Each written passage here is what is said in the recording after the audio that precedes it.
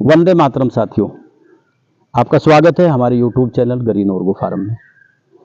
साथियों, बड़े दुख के साथ में आज जिस विषय को लेकर के आपके बीच आया हूं, उसमें हर आदमी का कलेजा कांपता है।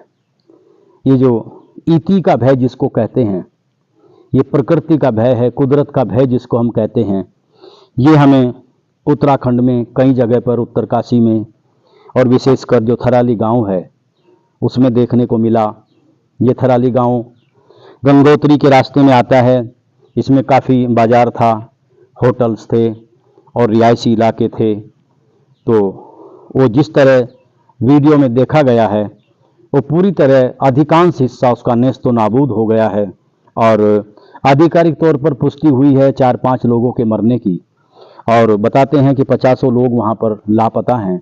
लेकिन जो आपदा की जो तीव्रता थी, भागते हुए लोग भी दबे, गाड़ी भी दबी, तो उससे ऐसा लगता है कि हो सकता है कि मरने वालों की संख्या सैकड़ों से भी बाहर निकल जाए। साथियों, बड़ा दुख का विषय है।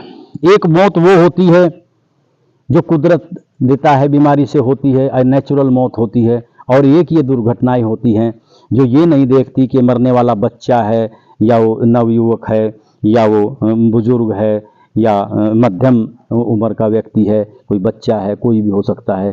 तो जब प्रकृति का विनाश होता है तो सर्वत्र विनाश की तरफ हम लोग बढ़ते हैं।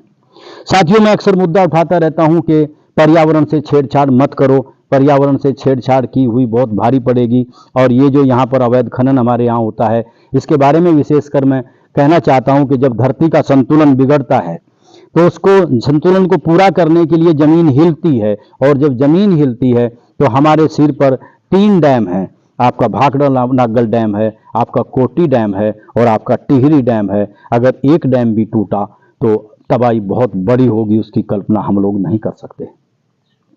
साथियों, सबसे पहले तो वहाँ पर जो मरने वाले हैं उनको श्रद्धांजलि और ईश्वर से प्रार्थना है कि प्रभु उनको अपने चरणों में स्थान दे। आकस्मिक दुर्घटना हुई है, किसी को कल्पना भी नहीं थी, और ये आधे मिनट से भी कम समय में ये सब कुछ घट गया, सब कुछ विनाश सामने आ गया। साथियों, इसको वैसे कुदरत करत हम लोग कह सकते हैं, भी ये कुदरत ने किया है, लेकिन कहीं ना कहीं इसमें हम मनुष्य अधिकतर जिम्मेदार हैं। आज प्रकृति के साथ छेड़छाड़ हो रही है, पहाड़ों को विस्फोट कर करके कच्चा बना दिया गया है। यानी विकास जिसको हम कहते हैं, इसको दूसरे शब्दों में विनाश और महाविनाश की उपाधि दी जा सकती है, क्योंकि पहाड़ हमारे सिर पर हैं और पहाड़ का ढलान बहुत ज़्यादा होता है। अगर पहाड़ जरा सा भी कच्चा होगा तो जरा से ही पानी के साथ में बहुत बड़ी तादाद में टूटकर नीचे आएगा। कई जगह तो देखने को मिला है कि बिना पानी के भी पहाड़ के टूटने की घटनाएं देखने को अक्सर मिलती हैं, लैंडस्लाइड होती है। तो साथियों, फिर भी जागने की जरूरत है।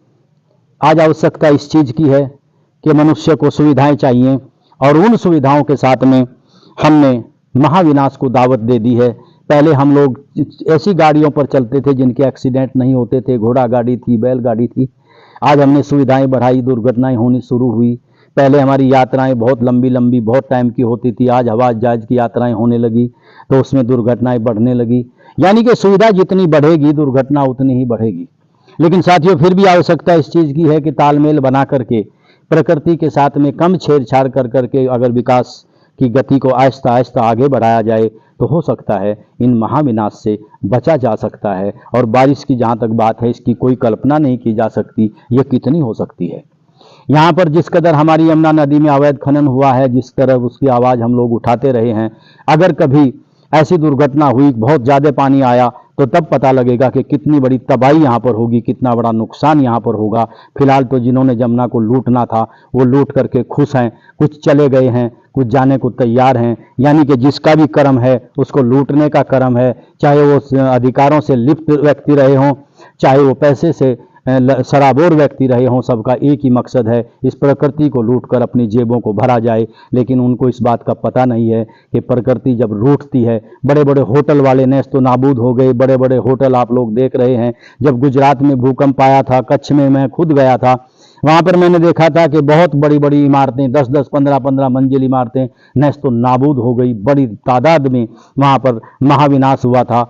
तो साथियों ये महाविनाश से कुदरत बचाए रखे, यही अनुरोध आप लोगों से करूंगा कि प्रकृति के साथ छेड़छाड़ न की जाए, अगर आवश्यकता है तो बहुत कम की जाए, नहीं तो ऐसे महाविनाश अक्सर हमारी आंखों के सामने देखने को मिलेंगे। इससे हम लोग अछूते नहीं रहेंगे, कोई नहीं बचेगा, ना पहाड़ वाला बचेगा, ना प्लेन वाला बचेगा, कोई नहीं बचेगा साथियों। ये सब के सर पर है। हाँ, आवश्यकता इस चीज़ की है कि हम इसमें कितना परहेज कर सकें, लेकिन हम क्या सोचते हैं कि ये जो बाढ़ आई है थराली तक निपट जाएगी, उत्तरकाशी तक निपट जाएगी, गंगोत्री के आसपास निपट जाएगी, पीछे आपके केदारनाथ धाम में बहुत बड़ी तबाही हुई थी। ये आहिस्ता आहिस्ता सबका नंबर आता है। तो साथियों, आज संवेदना बहुत ज़्यादा है। मैं उन लोगों को सभी को श्रद्धा सुमन अर्पित करता हूँ, ईश्वर से प्रार्थना करता हूँ कि अपने चरणों में स्थान भगवान उनको दे, और प्रयास यही करना चाहिए कि हम प्रकृति के साथ कम छेड़छाड़ करें, इसके साथ दोस्ताना व्यवहार करें, तो हम सुरक्षित रह सकते हैं और एक दीर्घायु हम प्राप्त कर सकते हैं। तो साथियों, इस विषय में आज इतना ही। आगे कोई नया विषय आएगा, उसको लेकर के आपके बीच में आऊँगा। तब तक आप लोगों का बहुत बहुत धन्यवाद। जय हिंद, जय किसान, जय जमुना मैया, जय जमुना मैया, जय गौ माता। बहुत बहुत आभार, बहुत बहुत धन्यवाद। जय हिंद।